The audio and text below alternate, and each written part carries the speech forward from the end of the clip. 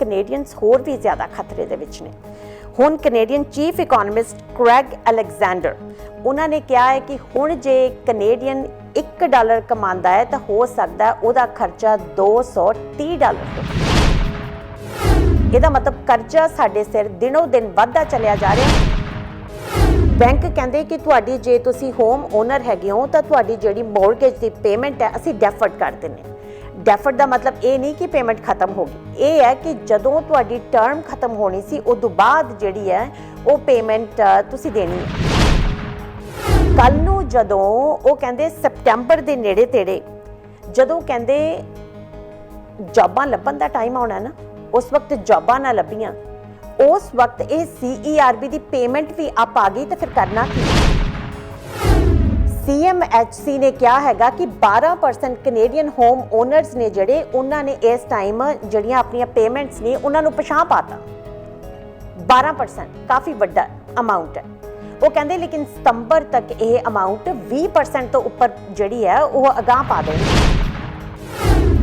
ਡਿਲੋਏ ਦਾ ਮੰਨਣਾ ਇਹ ਹੈ, ਉਹ ਕਹਿੰਦੇ ਕਿ ਕੈਨੇਡੀਅਨ ਜਿੰਨੇ ਕਿ ਕਰਜ਼ੇ ਦੇ ਥੱਲੇ ਡੁੱਬੇ ਹੋਏ ਸੀ, ਕਰਜ਼ਾ ਹੁਣ ਉਹਨਾਂ ਦੇ ਸਿਰ ਤੋਂ ਟੱਪ ਗਿਆ। ਉਹ ਕਹਿੰਦੇ 46% ਕੈਨੇਡੀਅਨਸ ਜਿਹੜੇ ਨੇ ਉਹ $200 ਦੇ ਮਾਰਜਨ ਦੇ ਉੱਤੇ ਜਿਉਂਦੇ। ਸਾਡੇ ਬੈਂਕ ਅਕਾਊਂਟਸ ਦੇ ਵਿੱਚ $200 ਜਦੋਂ ਸਾਰਾ ਖਰਚਾ ਕਰ ਬਹਿਨੇ ਆ ਉਸ ਤੋਂ ਬਾਅਦ ਬਚਦਾ।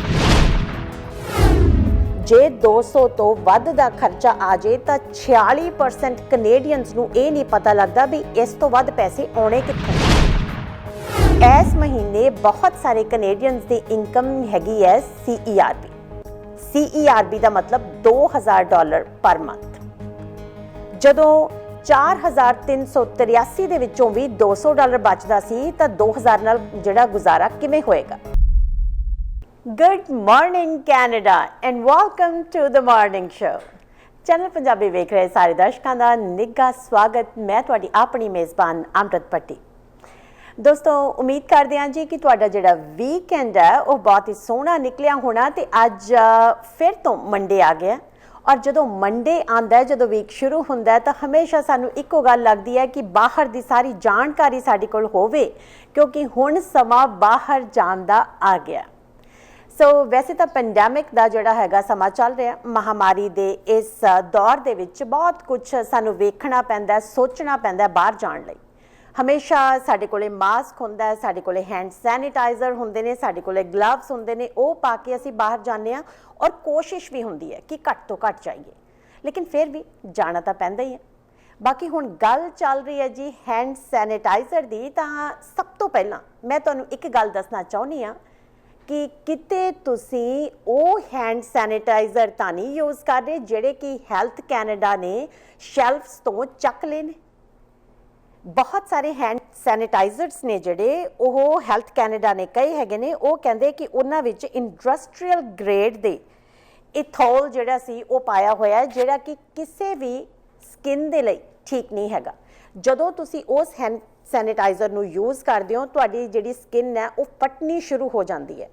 ਇੰਡਸਟਰੀਅਲ ਸਟਾਈਲ ਇਥੋਲ ਜਿਹੜੀ ਹੈ ਉਹ ਕਾਫੀ ਜ਼ਿਆਦਾ ਮਾੜਾ ਹੈ ਔਰ ਉਹਦੇ ਵਿੱਚ ਜਿੰਨੇ ਵੀ ਅਸੀਂ ਤੁਹਾਨੂੰ ਪਿਕਚਰਸ ਦਿਖਾ ਰਹੇ ਹਾਂ ਉਹਦੇ ਵਿੱਚ ਅਸੀਂ ਤੁਹਾਨੂੰ ਦੱਸ ਰਹੇ ਹਾਂ ਕਿ ਉਹ 6 ਬ੍ਰਾਂਡ ਕਿਹੜੇ ਨੇ ਜਿਹੜੇ ਕਿ ਤੁਸੀਂ ਕਦੇ ਵੀ ਯੂਜ਼ ਹਲੇ ਜੇ ਕਰਦੇ ਹੋ ਤਾਂ ਨਾ ਕਰੋ। ਵੱਡੇ ਬ੍ਰਾਂਡ ਉਹਦੇ ਵਿੱਚ ਸੈਨੀਲੈਬਸ, ਵਾਕਰ, ਤੇ ਉਸ ਤੋਂ ਬਾਅਦ contract packaging, distribution, nature's own. So ਇਹ ਸਾਰੇ ਜਿਹੜੇ ਹੈਗੇ ਨੇ ਬਹੁਤ ਇੰਪੋਰਟੈਂਟ ਹੈ ਕਿ ਤੁਸੀਂ ਵੀ ਜ਼ਰੂਰ ਧਿਆਨ ਰੱਖਣਾ ਇਹਨਾਂ ਸਾਰੀਆਂ ਗੱਲਾਂ ਦਾ। ਦੋਸਤੋ, ਸਮਾਂ ਚੱਲ ਰਿਹਾ ਪੈਂਡੈਮਿਕ ਦਾ, ਸਮਾਂ ਚੱਲ ਰਿਹਾ ਮਹਾਮਾਰੀ ਦਾ। ਬਹੁਤ ਕੁਝ ਬਦਲ ਗਿਆ ਔਰ ਇੰਨਾ ਕੁਝ ਜ਼ਿਆਦਾ ਬਦਲ ਗਿਆ ਜਿੰਨਾ ਅਸੀਂ ਸੋਚਿਆ ਨਹੀਂ ਸੀ। ਥੋੜਾ ਜਿਹਾ ਪਿਛਾਂਹ ਨੂੰ ਚੱਲ ਕੇ ਗੱਲ ਕਰਦੇ ਹਾਂ। 2019 ਦੇ ਵਿੱਚ MNP ਇੱਕ ਬਹੁਤ ਵੱਡੀ ਕੰਪਨੀ ਹੈ ਜਿਨ੍ਹਾਂ ਦੀ ਇੱਕ ਸਰਵੇ ਤੋਂ ਬਾਅਦ, ਇੱਕ ਸਰਚ ਤੋਂ ਬਾਅਦ ਇੱਕ ਗੱਲ ਸਾਹਮਣੇ ਆਈ ਸੀ। ਉਹ ਕਹਿੰਦੇ 46% ਕੈਨੇਡੀਅਨਸ ਜਿਹੜੇ ਨੇ ਉਹ $200 ਦੇ ਮਾਰਜਨ ਦੇ ਉੱਤੇ ਜਿਉਂਦੇ ਨੇ।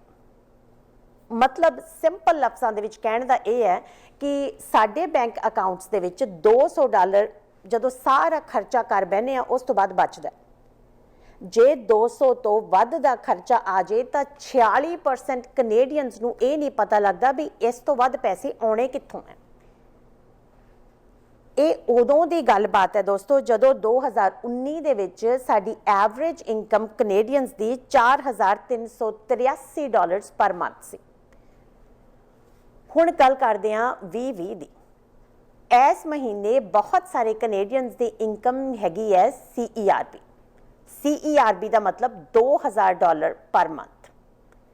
ਜਦੋਂ 4,383 ਦੇ ਵਿੱਚੋਂ ਵੀ $200 ਬਚਦਾ ਸੀ ਤਾਂ 2,000 ਨਾਲ ਜਿਹੜਾ ਗੁਜ਼ਾਰਾ ਕਿਵੇਂ ਹੋਏਗਾ, ਕਿਸ ਤਰ੍ਹਾਂ ਹੋ ਸਕਦਾ ਹੈ?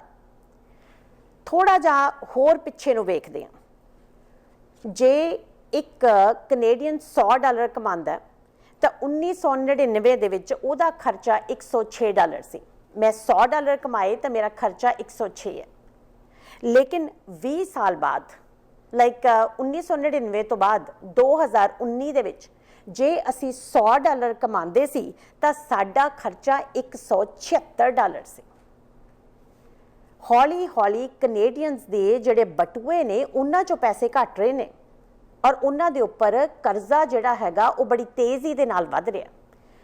ਹੁਣ ਹੋਰ ਵੀ ਵੱਡੀ ਜਿਹੜੀ ਸਭ ਤੋਂ ਵੱਡੀ ਪ੍ਰੋਬਲਮ ਹੈ ਨਾ, ਪਹਿਲਾਂ ਤਾਂ MNP ਨੇ ਲਾਸਟ ਜਿਹੜਾ ਮਹੀਨਾ ਸੀ ਉਹਦੀ ਰਿਪੋਰਟ ਦਿੱਤੀ ਸੀਗੀ, ਲਾਸਟ ਸਾਲ ਦੀ ਰਿਪੋਰਟ ਦਿੱਤੀ ਸੀ। ਹੁਣ ਡਿਲੋਏ ਇੱਕ ਵੱਡੀ ਕੰਪਨੀ ਹੈ ਜਿਨ੍ਹਾਂ ਨੇ ਕਿਹਾ ਹੈਗਾ, ਉਹ ਕਹਿੰਦੇ ਹੁਣ ਕੈਨੇਡੀਅਨਸ ਹੋਰ ਵੀ ਜ਼ਿਆਦਾ ਖਤਰੇ ਦੇ ਵਿੱਚ ਨੇ। ਹੁਣ ਕੈਨੇਡੀਅਨ ਚੀਫ ਇਕੋਨੋਮਿਸਟ ਕ੍ਰੈਗ ਅਲੈਗਜ਼ੈਂਡਰ ਉਹਨਾਂ ਨੇ ਕਿਹਾ ਹੈ ਕਿ ਹੁਣ ਜੇ ਕੈਨੇਡੀਅਨ $1 ਕਮਾਉਂਦਾ ਹੈ ਤਾਂ ਹੋ ਸਕਦਾ ਉਹਦਾ ਖਰਚਾ $230 ਹੋਵੇ। ਸੋ ਬਹੁਤ ਜ਼ਿਆਦਾ ਵੱਡੇ ਲਾਸ ਦੇ ਵਿੱਚ। ਇਹਦਾ ਮਤਲਬ ਕਰਜ਼ਾ ਸਾਡੇ ਸਿਰ ਦਿਨੋਂ ਦਿਨ ਵੱਧਦਾ ਚੱਲਿਆ ਜਾ ਰਿਹਾ। ਹੁਣ ਅੱਗੇ ਗੱਲ ਕਰਦੇ ਹਾਂ ਬੈਂਕਾਂ ਦੀ। ਬੈਂਕ ਕਹਿੰਦੇ ਕਿ ਤੁਹਾਡੀ ਜੇ ਤੁਸੀਂ ਹੋਮ ਓਨਰ ਹੈਗੇ ਹੋ ਤਾਂ ਤੁਹਾਡੀ ਜਿਹੜੀ ਮੌਰਗੇਜ ਦੀ ਪੇਮੈਂਟ ਹੈ ਅਸੀਂ ਡੈਫਰਡ ਕਰ ਦਿੰਦੇ ਹਾਂ। ਡੈਫਰਡ ਦਾ ਮਤਲਬ ਇਹ ਨਹੀਂ ਕਿ ਪੇਮੈਂਟ ਖਤਮ ਹੋ ਗਈ, ਇਹ ਹੈ ਕਿ ਜਦੋਂ ਤੁਹਾਡੀ ਟਰਮ ਖਤਮ ਹੋਣੀ ਸੀ ਉਦੋਂ ਬਾਅਦ ਜਿਹੜੀ ਹੈ ਉਹ ਪੇਮੈਂਟ ਤੁਸੀਂ ਦੇਣੀ ਹੈ। ਅੱਜ ਸਾਡੇ ਕੋਲ ਇੱਕ ਹੋਪ ਹੈ CERB ਦੀ, $2,000 ਜਿਹੜਾ ਸਾਡੇ ਕੋਲ ਹੈ। ਕੱਲ ਨੂੰ ਜਦੋਂ ਉਹ ਕਹਿੰਦੇ ਸਪਟੈਂਬਰ ਦੇ ਨੇੜੇ ਤੇੜੇ ਜਦੋਂ ਕਹਿੰਦੇ ਜੌਬਾਂ ਲੱਭਣ ਦਾ ਟਾਈਮ ਆਉਣਾ ਨਾ, ਉਸ ਵਕਤ ਜੌਬਾਂ ਨਾ ਲੱਭੀਆਂ, ਉਸ ਵਕਤ ਇਹ CERB ਦੀ ਪੇਮੈਂਟ ਵੀ ਅਪ ਆ ਗਈ ਤਾਂ ਫਿਰ ਕਰਨਾ ਕੀ ਹੈ? CMHC ਨੇ ਕਿਹਾ ਹੈਗਾ ਕਿ 12% ਕੈਨੇਡੀਅਨ ਹੋਮ ਓਨਰਸ ਨੇ ਜਿਹੜੇ ਉਹਨਾਂ ਨੇ ਇਸ ਟਾਈਮ ਜਿਹੜੀਆਂ ਆਪਣੀਆਂ ਪੇਮੈਂਟਸ ਨੇ ਉਹਨਾਂ ਨੂੰ ਪਿਛਾਂਹ ਪਾਤਾ। 12% ਕਾਫੀ ਵੱਡਾ ਅਮਾਊਂਟ ਹੈ। ਉਹ ਕਹਿੰਦੇ ਲੇਕਿਨ ਸਤੰਬਰ ਤੱਕ ਇਹ ਅਮਾਊਂਟ 20% ਤੋਂ ਉੱਪਰ ਜਿਹੜੀ ਹੈ ਉਹ ਅਗਾਂਹ ਪਾ ਦੇਣਗੇ। 20% ਲੋਕ ਜਿਹੜੇ ਨੇ ਸਭ ਤੋਂ ਪਹਿਲਾਂ ਤਾਂ ਉਹਨਾਂ ਨੇ ਹੁਣ ਪੇਮੈਂਟ ਨਹੀਂ ਦਿੱਤੀ ਕਿਉਂਕਿ ਉਹ ਦੇ ਨਹੀਂ ਸਕਦੇ, 2,000 ਤੇ ਗੁਜ਼ਾਰਾ ਹੋ ਰਿਹਾ।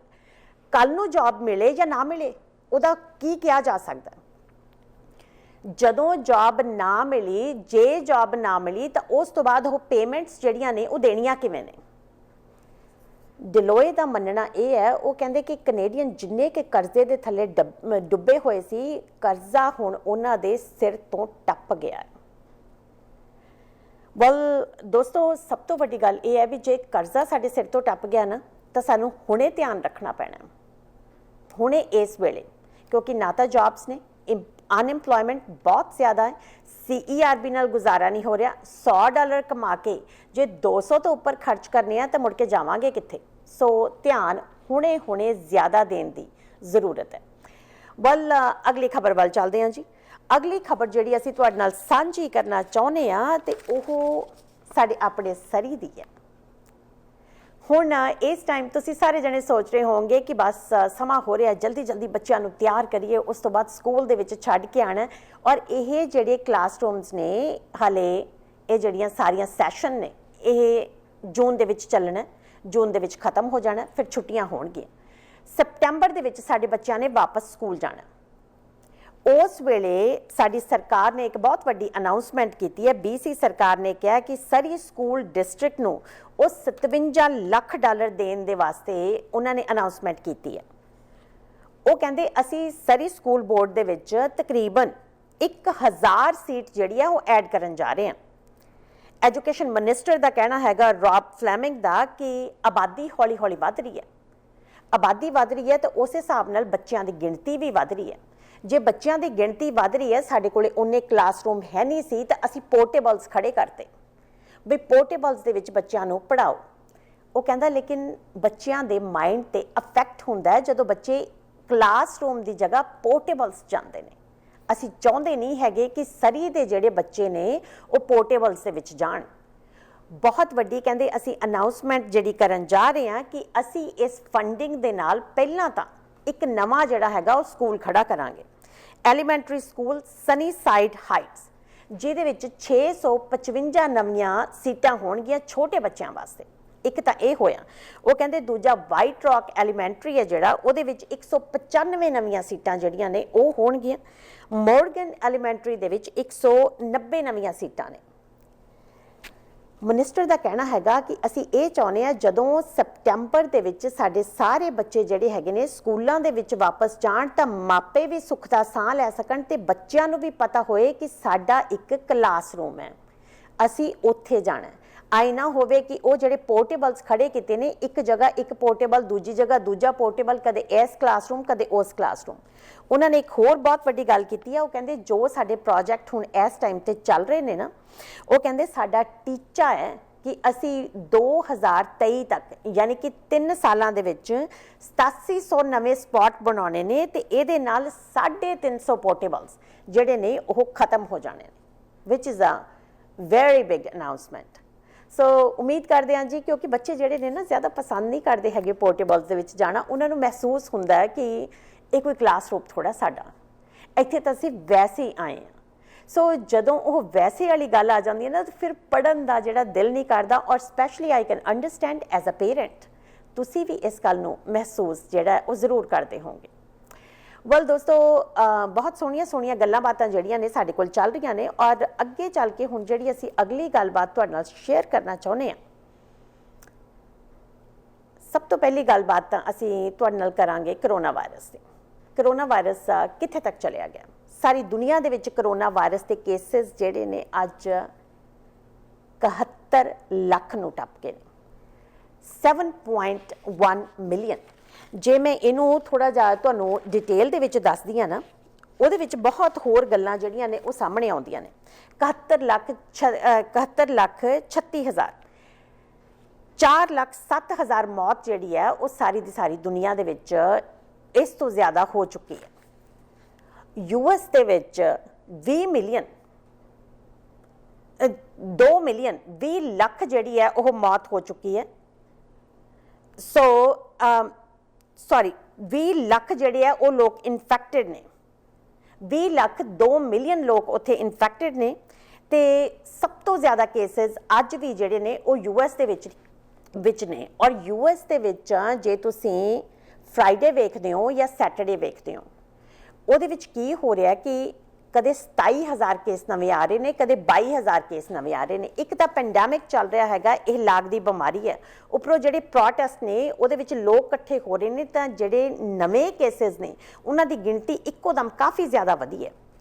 ਸੋ 2 ਮਿਲੀਅਨ ਨੂੰ US ਦੇ ਵਿੱਚ ਕਰੋਨਾ ਵਾਇਰਸ ਨਾਲ ਪੀੜਤਾਂ ਦੀ ਗਿਣਤੀ ਜਿਹੜੀ ਆ ਉਹ ਟੱਪ ਚੁੱਕੀ ਹੈ।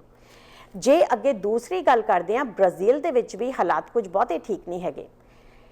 ਜਦੋਂ ਅਮਰੀਕਾ ਦੇ ਵਿੱਚ ਅਸੀਂ ਇਹ ਗੱਲ ਕਰਦੇ ਹਾਂ ਵੀ 22,000 ਜਾਂ 27,000 ਨਵੇਂ ਕੇਸ ਆ ਰਹੇ ਨੇ, ਉਸ ਵੇਲੇ ਬ੍ਰਾਜ਼ੀਲ ਦੇ ਵਿੱਚ 30,000 ਦੇ ਨੇੜੇ ਨਵੇਂ ਕੇਸ ਆ ਰਹੇ ਨੇ। 30,000 ਹਰ ਰੋਜ਼ ਜਿਹੜੇ ਨੇ, ਤਕਰੀਬਨ ਨੇੜੇ ਤੇੜੇ ਇੰਨੇ ਲੋਕਾਂ ਦੇ ਵਿੱਚ ਕਰੋਨਾ ਵਾਇਰਸ ਜਿਹੜਾ ਉਹ ਵੱਧ ਰਿਹਾ। ਬਹੁਤ ਜ਼ਿਆਦਾ ਚਿੰਤਾ ਦਾ ਵਿਸ਼ਾ ਹੈ। ਔਰ 7 ਲੱਖ ਦੇ ਨੇੜੇ ਉਹਨਾਂ ਦੀ ਗਿਣਤੀ ਕੁਝ ਕੁ ਦਿਨਾਂ 'ਚ ਹੀ ਪਹੁੰਚ ਗਈ ਹੈ। ਐਂਡ ਜੇ ਅਸੀਂ ਉਸ ਤੋਂ ਬਾਅਦ ਗੱਲ ਕਰਦੇ ਹਾਂ ਜੀ ਇੰਡੀਆ ਦੀ, ਇੰਡੀਆ ਹੁਣ ਕਾਫੀ ਜ਼ਿਆਦਾ ਕੇਸਿਸ ਉੱਥੇ ਵੀ ਆ ਰਹੇ ਨੇ। ਤਕਰੀਬਨ ਪਿਛਲੇ 2 ਦਿਨਾਂ ਤੋਂ 10,000 ਪਲੱਸ ਕੇਸਿਸ ਨਵੇਂ ਇੰਡੀਆ ਦੇ ਵਿੱਚ ਹਰ ਰੋਜ਼ ਵੇਖਣ ਨੂੰ ਮਿਲਦੇ ਨੇ। ਔਰ ਉੱਥੇ 2,62,000 ਤੋਂ ਉੱਪਰ ਇਹ ਗਿਣਤੀ ਪਹੁੰਚ ਗਈ ਹੈ। ਜਿਸ ਹਿਸਾਬ ਦੇ ਨਾਲ ਇੰਡੀਆ ਦੇ ਵਿੱਚ ਕੇਸਿਸ ਵੱਧ ਰਹੇ ਨੇ, ਉਹ ਚਿੰਤਾ ਦਾ ਵਿਸ਼ਾ ਬਹੁਤ ਜ਼ਿਆਦਾ ਹੈ। ਔਰ ਸਭ ਤੋਂ ਜ਼ਿਆਦਾ ਕੇਸਿਸ ਵੱਧ ਰਹੇ ਨੇ ਮਹਾਰਾਸ਼ਟਰ ਦੇ ਵਿੱਚ। ਔਰ ਉਸ ਤੋਂ ਬਾਅਦ ਜੇ ਅਸੀਂ ਹੁਣ ਗੱਲ ਕਰਦੇ ਹਾਂ ਸਿੰਪਲੀ ਨਾਰਥ ਅਮਰੀਕਾ ਦੀ, ਨਾਰਥ ਅਮਰੀਕਾ ਦੇ ਵਿੱਚ ਜਿਵੇਂ ਹੁਣੇ ਗੱਲ ਕੀਤੀ ਗਈ ਕਿ ਸਾਡਾ ਜਿਹੜਾ ਅਮਰੀਕਾ ਹੈ, ਅਮਰੀਕਾ ਦੇ ਵਿੱਚ ਕੇਸਿਸ 2 ਮਿਲੀਅਨ ਤੋਂ ਉੱਪਰ ਨੇ। ਕੇਸਿਸ ਵੱਧ ਵੀ ਬਹੁਤ ਰਹੇ ਨੇ, ਲੇਕਿਨ ਜਿਹੜੀ ਸਦਰਨ ਪਾਰਟ ਹੈ ਮੈਕਸੀਕੋ ਦਾ, ਉੱਥੇ ਅਚਾਨਕ ਹੀ ਪਿਛਲੇ ਵੀਕ ਤੋਂ ਇੱਕੋ ਦਮ ਸਰਜ ਦੇਖਣ ਨੂੰ ਮਿਲਿਆ। ਇੱਕ ਦਿਨ ਦੇ ਵਿੱਚ 13,000 ਨਵੇਂ ਕੇਸਿਸ ਸਿਰਫ ਇੱਕ ਦਿਨ ਦੇ ਵਿੱਚ। ਔਰ ਉੱਥੇ ਟੋਟਲ ਗਿਣਤੀ ਜਿਹੜੀ ਹੈਗੀ ਕਰੋਨਾ ਵਾਇਰਸ ਦੇ ਪੀੜਤਾਂ ਦੀ 1,13,000 ਤੋਂ ਉੱਪਰ ਹੋ ਗਈ ਹੈ। ਕੈਨੇਡਾ ਵਿੱਚ ਵੀ ਜਿਹੜੀ ਟੋਟਲ ਗਿਣਤੀ ਹੈ ਉਹ 95,600 ਤੋਂ ਉੱਪਰ ਹੈ। ਇਹ ਤਾਂ ਗੱਲ ਹੋਈ ਸਾਰੀ ਠੀਕ ਹੈ, ਲੇਕਿਨ ਉਹਦੇ ਨਾਲ ਸਭ ਤੋਂ ਵੱਡੀ ਗੱਲ ਪਤਾ ਕੀ ਹੈ, ਆਪਣੇ ਕੋਲੇ ਇੱਕ ਹੋਪ ਹੈ। ਹੋਪ ਇਹ ਹੈ ਕਿ ਬਹੁਤ ਸਾਰੇ ਸਾਡੇ ਕੋਲੇ ਵਰਕਰਸ ਨੇ, ਹੈਲਥ ਕੇਅਰ ਵਰਕਰਸ, ਜਿਹੜਾ ਸਾਡਾ ਧਿਆਨ ਰੱਖਣਗੇ ਤੇ ਸਾਨੂੰ ਠੀਕ ਕਰਨਗੇ। ਇੱਕ ਨਵੀਂ ਰਿਪੋਰਟ ਆਈ ਹੈ ਜਿਹਦੇ ਵਿੱਚ ਹੋਰ ਬਹੁਤ ਵੱਡੀ ਗੱਲ ਦੇਖਣ ਨੂੰ ਮਿਲੀ ਹੈ। ਉਹ ਕਹਿੰਦੇ ਕਰੋਨਾ ਵਾਇਰਸ ਦੇ ਨਾਲ ਸਾਰੀ ਦੁਨੀਆ ਦੇ ਵਿੱਚ 4.5 ਲੱਖ ਹੈਲਥ ਕੇਅਰ ਵਰਕਰਸ ਜਿਹੜੇ ਨੇ ਉਹ ਵੀ ਪੀੜਤ ਹੋਏ ਨੇ। ਬਹੁਤ ਜ਼ਿਆਦਾ ਵੱਡੀ ਅਮਾਉਂਟ ਹੈ, ਇੰਨੇ ਲੋਕ ਜਿਹੜੇ ਸੀ ਸਾਡੇ ਉਹ ਪੀੜਤ ਹੋ ਗਏ ਨੇ ਹੈਲਥ ਕੇਅਰ ਵਰਕਰਸ, ਔਰ 600 ਨਰਸਿਸ ਜਿਹੜੀਆਂ ਨੇ ਉਹਨਾਂ ਦੀ ਮੌਤ ਹੋ ਚੁੱਕੀ ਹੈ। ਇੰਟਰਨੈਸ਼ਨਲ ਕਾਉਂਸਲ ਆਫ ਨਰਸਿਸ ਨੇ ਕਿਹਾ ਹੈਗਾ, ਉਹ ਕਹਿੰਦੇ ਜਿਹੜਾ ਪਿਛਲਾ ਮਹੀਨਾ ਸੀ ਨਾ, ਜਿਹੜਾ ਸਾਡਾ ਮਈ ਦਾ ਮਹੀਨਾ ਸੀ, ਉਹਦੇ ਵਿੱਚ ਜਿੰਨੀ ਦੇਰ ਤੋਂ ਪਹਿਲਾਂ ਪੈਂਡੈਮਿਕ ਸ਼ੁਰੂ ਹੋਇਆ, 1 ਮਹੀਨੇ ਦੇ ਵਿੱਚ ਨਰਸਾਂ ਦੇ ਮਰਨ ਵਾਲੀ ਗਿਣਤੀ ਜਿਹੜੀ ਆ ਉਹ ਡਬਲ ਹੋ ਗਈ ਹੈ। ਹੁਣ ਸਭ ਤੋਂ ਜ਼ਿਆਦਾ ਉਹਨਾਂ ਨੇ ਵੇਖਿਆ ਜਿਹੜਾ ਧਿਆਨ ਦੇ ਨਾਲ, ਪਹਿਲਾਂ ਤਾਂ ਡਿਵੈਲਪਡ ਕੰਟਰੀਜ਼ ਦੇ ਵਿੱਚ ਕਰੋਨਾ ਵਾਇਰਸ ਫੈਲਿਆ, ਉੱਥੇ ਨਰਸਿਸ ਦਾ, ਡਾਕਟਰਸ ਦਾ ਧਿਆਨ ਰੱਖਿਆ ਗਿਆ। ਹੁਣ ਜਿਹੜਾ ਕਰੋਨਾ ਵਾਇਰਸ ਫੈਲ ਰਿਹਾ ਹੈਗਾ ਉਹ ਪੇਰੂ ਦੇ ਵਿੱਚ, ਉਸ ਤੋਂ ਬਾਅਦ ਬ੍ਰਾਜ਼ੀਲ ਦੇ ਵਿੱਚ, ਮੈਕਸੀਕੋ ਦੇ ਵਿੱਚ, ਥਰਡ ਵਰਲਡ ਕੰਟਰੀਜ਼ ਦੇ ਵਿੱਚ ਫੈਲ ਰਿਹਾ, ਜਿੱਥੇ ਕਿ ਨਾ ਤਾਂ PPE ਕੰਪਲੀਟ ਹੈ, ਨਾ ਹੀ ਉੱਥੇ ਜਿਹੜੇ ਹੈ ਹੈਲਥ ਕੇਅਰ ਵਰਕਰਸ ਉਹਨਾਂ ਦਾ ਧਿਆਨ ਰੱਖਿਆ ਜਾ ਰਿਹਾ। ਮੈਕਸੀਕੋ ਦੇ ਵਿੱਚ ਬਹੁਤ ਸਾਰੀਆਂ ਰਿਪੋਰਟਸ ਆ ਰਹੀਆਂ ਨੇ ਕਿ ਲੋਕਾਂ ਨੇ ਹੈਲਥ ਕੇਅਰ ਵਰਕਰਸ ਤੋਂ ਡਰਨਾ ਸ਼ੁਰੂ ਕਰਤਾ। ਉਹਨਾਂ ਨੂੰ ਇਹ ਲੱਗਦਾ ਵੀ ਇਹ ਹੈਲਥ ਕੇਅਰ ਵਰਕਰਸ ਨੇ ਨਾ ਜਿਹੜੇ, ਇਹ ਤਾਂ ਕਰੋਨਾ ਵਾਇਰਸ ਨਾਲ ਕੰਮ ਕਰਦੇ ਨੇ, ਇਹਨਾਂ ਨੂੰ ਜ਼ਰੂਰ ਕਰੋਨਾ ਵਾਇਰਸ ਹੋਣਾ, ਇਹਨਾਂ ਨੂੰ ਤਾਂ ਖਤਮ ਕਰ ਦਿਓ। ਬਹੁਤ ਸਾਰੇ ਹੈਲਥ ਕੇਅਰ ਵਰਕਰਸ ਦੇ ਉੱਪਰ ਅਟੈਕ ਸ਼ੁਰੂ ਹੋ ਗਏ ਨੇ। ਔਰ ਹੁਣ ਸਭ ਤੋਂ, ਜੇ ਅਸੀਂ ਸਹੀ ਮਾਇਨਿਆਂ 'ਚ ਵੇਖੀਏ ਨਾ, ਸਾਡੀ ਫੌਜ ਹੈ ਜਿਹੜੀ, ਇਹ ਥਰਡ ਵਰਲਡ ਵਾਰ ਹੈ ਬੇਸਿਕਲੀ ਜਿਹੜੀ ਇਸ ਹਿਸਾਬ ਨਾਲ ਚੱਲ ਰਹੀ ਹੈ। ਇਹਦੇ ਸਾਡੀ ਫੌਜ ਹੈ ਜਿਹੜੀ, ਉਹ ਸਾਡੇ ਹੈਲਥ ਕੇਅਰ ਵਰਕਰਸ ਨੇ। ਜੇ ਉਹਨਾਂ ਤੇ ਅਟੈਕ ਹੋਣੇ ਸ਼ੁਰੂ ਹੋ ਗਏ ਤਾਂ ਕਿਤੇ ਨਾ ਕਿਤੇ ਅਸੀਂ ਕੁਛ ਨਾ ਕੁਛ ਗਲਤ ਜ਼ਰੂਰ ਕਰ ਰਹੇ ਹਾਂ। ਕਰੋਨਾ ਵਾਇਰਸ ਦੇ ਨੰਬਰ ਜ਼ਰੂਰ ਵੱਧ ਰਹੇ ਨੇ, ਔਰ ਇਹ ਸਾਡੀ ਰਿਸਪੌਂਸਿਬਿਲਿਟੀ ਬਣਦੀ ਹੈ ਕਿ ਅਸੀਂ ਇਹਨੂੰ ਕਿਸ ਹਿਸਾਬ ਨਾਲ ਕੰਟਰੋਲ ਕਰੀਏ। ਸੋ ਰਿਸਪੌਂਸਿਬਿਲਿਟੀ ਦੇ ਵਿੱਚ ਤੁਹਾਡੀ ਤੇ ਮੇਰੀ ਦੋਨਾਂ ਦੀ ਰਿਸਪੌਂਸਿਬਿਲਿਟੀ ਵੀ ਜ਼ਰੂਰ ਬਣਦੀ ਹੈ ਜੀ। ਜਦੋਂ ਬਾਹਰ ਜਾਈਏ ਤਾਂ ਸਾਰਾ ਜਿਹੜਾ ਸਾਡੇ ਕੋਲ ਮਾਸਕ ਤੇ ਸਾਡੇ ਕੋਲੇ ਗਲਵਸ ਹੋਣ, ਹੈਂਡ ਸੈਨੀਟਾਈਜ਼ਰ ਹੋਵੇ ਜਿਹੜਾ ਹੈਲਥ ਕੈਨੇਡਾ ਵੱਲੋਂ ਅਪਰੂਵ ਹੋਵੇ। ਦੂਸਰੀ ਵੱਡੀ ਗੱਲ, ਜੇ ਲੋੜ ਨਹੀਂ ਹੈਗੀ ਤਾਂ ਬਾਹਰ ਨਾ ਜਾਈਏ। ਪਰ ਬਾਹਰ ਨਾ ਕਿਵੇਂ ਜਾਈਏ? ਬਾਹਰ ਤਾਂ ਪ੍ਰੋਟੈਸਟ ਚੱਲ ਰਹੇ ਨੇ, ਜਿੱਥੇ ਪ੍ਰੋਟੈਸਟ ਚੱਲ ਰਹੇ ਨੇ ਉੱਥੇ ਵੀ ਆਵਾਜ਼ ਚੱਕਣੀ ਸਾਡਾ ਫਰਜ਼ ਬਣਦਾ ਹੈ, ਸਾਡੀ ਰਿਸਪੌਂਸਿਬਿਲਿਟੀ ਹੈ। ਅੱਜ ਸਾਰੀ ਦੁਨੀਆ ਦੇ ਵਿੱਚ ਜਾਰਜ ਫਲੋਇਡ ਦੇ ਕਰਕੇ ਮੁਜ਼ਾਹਰੇ ਹੋ ਰਹੇ ਨੇ। ਦੋਸਤੋ, ਬੇਸਿਕਲੀ ਇਹ ਇਤਿਹਾਸ ਸਿਰਜਿਆ ਜਾ ਰਿਹਾ। ਇਹ ਇਤਿਹਾਸ ਦੀ ਗੱਲ ਹੋਏਗੀ ਕੱਲ ਨੂੰ, ਟੁਮਾਰੋ ਜਾਂ ਫਿਊਚਰ ਦੇ ਵਿੱਚ ਜਦੋਂ ਕਦੇ ਨਸਲਵਾਦ ਦੀ ਗੱਲਬਾਤ ਹੋਏਗੀ ਤਾਂ 2020 ਸਪੈਸ਼ਲ ਉੱਭਰ ਕੇ ਸਾਹਮਣੇ ਆਏਗਾ, ਜਦੋਂ ਸਾਰੀ ਦੀ ਸਾਰੀ ਦੁਨੀਆ ਇਕੱਠੀ ਹੋ ਕੇ ਨਸਲਵਾਦ ਦੇ ਵਿਰੁੱਧ ਜਿਹੜੀ ਆ ਉਹ ਖੜੀ ਹੋਈ ਹੈ। ਜੇ ਅਸੀਂ ਜਾਰਜ ਫਲੋਇਡ ਦੀ ਗੱਲ ਕੀਤੀ ਹੈ ਤਾਂ ਜਾਰਜ ਫਲੋਇਡ ਜਿਹੜਾ ਹੈ ਉਹਦੇ ਵਾਸਤੇ ਅਸੀਂ ਖਾਸ ਗੱਲਬਾਤ ਤੁਹਾਨੂੰ ਦੱਸਣਾ ਚਾਹੁੰਦੇ ਹਾਂ।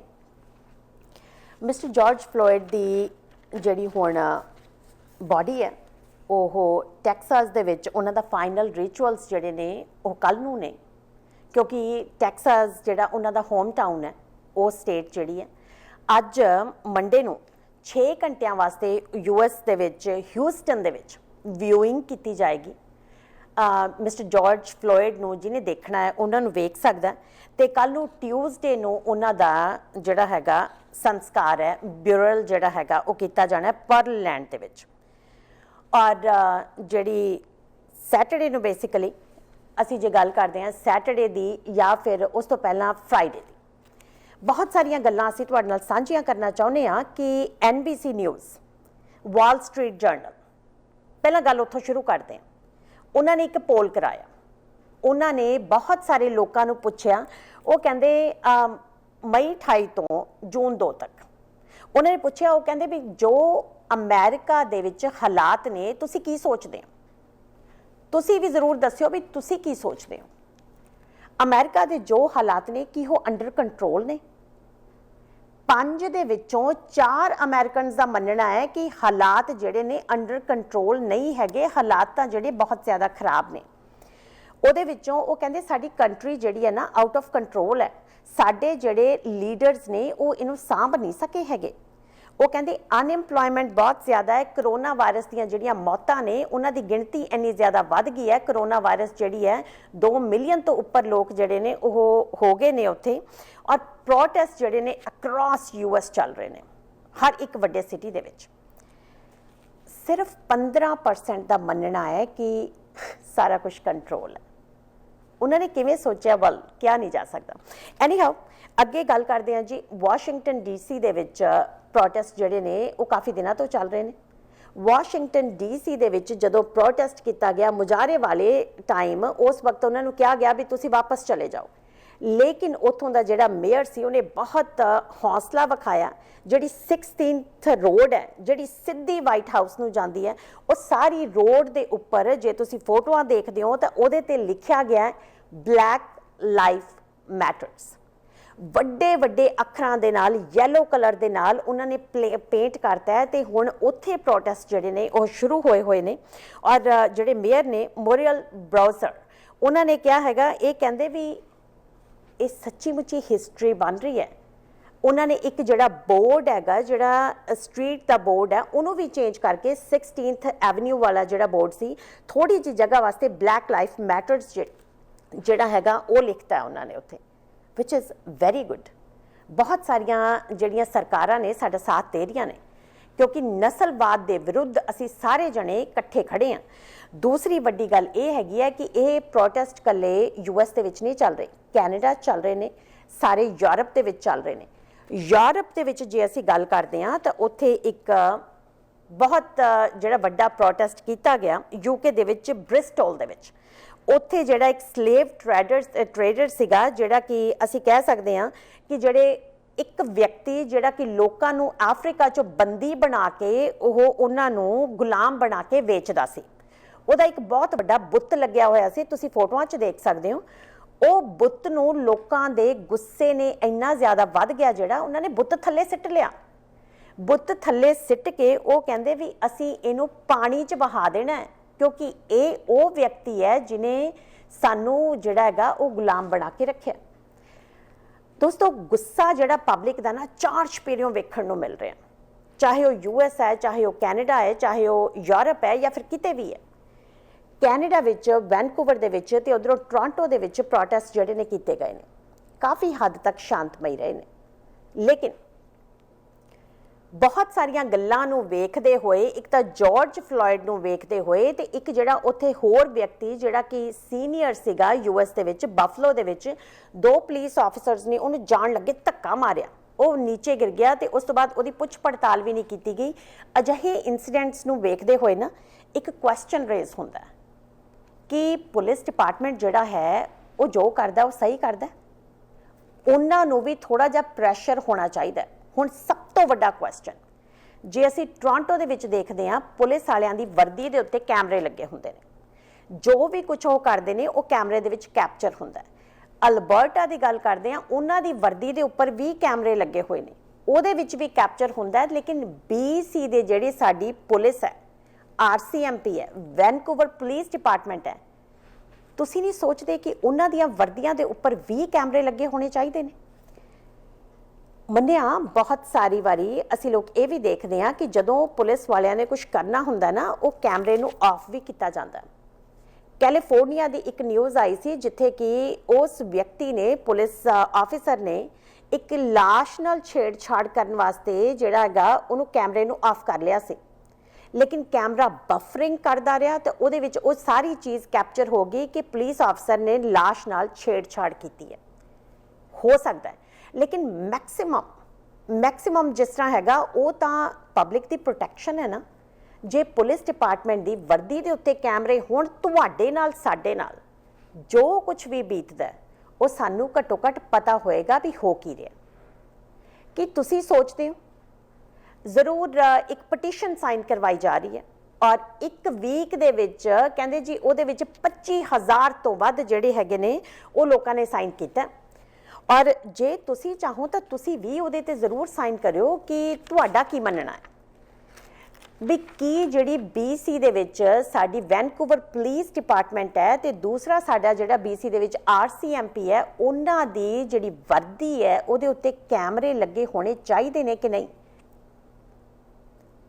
ਸਾਡਾ ਓਪੀਨੀਅਨ ਕਾਊਂਟ ਕਰਦਾ, ਚਾਹੇ ਉਹ ਤੁਹਾਡਾ ਹੈ ਚਾਹੇ ਉਹ ਸਾਡਾ। ਇਹ ਜਿਹੀਆਂ ਪੋਲਸ ਜਿਹੜੀਆਂ ਨੇ ਨਾ, ਜਿਹੜੀਆਂ ਸਰਕਾਰਾਂ ਨੇ ਉਹਨਾਂ ਤੇ ਪ੍ਰੈਸ਼ਰ ਬਣਾਉਂਦੀਆਂ ਨੇ, ਉਹਨਾਂ ਨੂੰ ਦੱਸਦੀਆਂ ਨੇ ਕਿ ਪਬਲਿਕ ਕੀ ਚਾਹੁੰਦੀ ਹੈ। ਸੋ ਤੁਸੀਂ ਕੀ ਚਾਹੁੰਦੇ ਹੋ ਇਹ ਸਿਰਫ ਤੁਸੀਂ ਉਹ ਦੱਸ ਸਕਦੇ ਹੋ। ਕੀ ਤੁਸੀਂ ਚਾਹੁੰਦੇ ਹੋ ਕਿ BC ਦੀ ਜਿਹੜੀ ਪੁਲਿਸ ਡਿਪਾਰਟਮੈਂਟ ਹੈ ਉਹ ਵੀ ਠੀਕ ਠਾਕ ਕੰਟਰੋਲ ਦੇ ਵਿੱਚ ਰਵੇ? ਤਾਂ ਜ਼ਰੂਰ ਇਸ ਸਰਵੇ ਦੇ ਵਿੱਚ ਹਿੱਸਾ ਬਣਿਓ। ਬਟ ਉਮੀਦ ਕਰਦੀ ਹਾਂ ਜੀ ਕਿ ਅੱਜ ਦਾ ਦਿਨ ਜਿਹੜਾ ਹੈ ਤੁਹਾਡਾ ਬਹੁਤ ਸੋਹਣਾ ਚੜ੍ਹੇਗਾ ਔਰ ਬਾਅਦ ਵੈਦਰ ਬਹੁਤ ਸੋਹਣਾ ਹੈਗਾ। ਹਲਕੀ ਹਲਕੀ ਬਾਰਿਸ਼ ਹੈ, ਹਲਕਾ ਹਲਕਾ ਜਿਹੜਾ ਹੈਗਾ ਸੂਰਜ ਵੀ ਚੜ੍ਹਨਾ ਇੱਥੇ ਵੀ ਤੇ ਨਾਲ ਦੇ ਨਾਲ ਟੋਰਾਂਟੋ ਦੇ ਵਿੱਚ ਵੀ। ਉਮੀਦ ਕਰਦੀ ਹਾਂ ਕਿ ਅੱਜ ਦਾ ਦਿਨ ਤੁਹਾਡਾ ਬਹੁਤ ਸੋਹਣਾ ਰਹੇਗਾ ਤੇ ਅੱਜ ਦੀਆਂ ਜਿੰਨੀਆਂ ਆਲੇ ਦੁਆਲੇ ਦੀਆਂ ਖਬਰਸਾਰ ਸੀ ਅਸੀਂ ਸਾਰੀਆਂ ਤੁਹਾਡੇ ਵਾਸਤੇ ਲੈ ਕੇ ਆਏ ਹਾਂ ਤਾਂ ਕਿ ਤੁਸੀਂ ਜਾਣੂ ਹੋ। ਜਦੋਂ ਤੁਸੀਂ ਦਰਵਾਜ਼ਾ ਖੋਲੋ, ਜਦੋਂ ਤੁਸੀਂ ਬਾਹਰ ਜਾਓ, ਤੁਹਾਨੂੰ ਪਤਾ ਹੋਏ ਕਿ ਬਾਹਰ ਹੋ ਕੀ ਰਿਹਾ।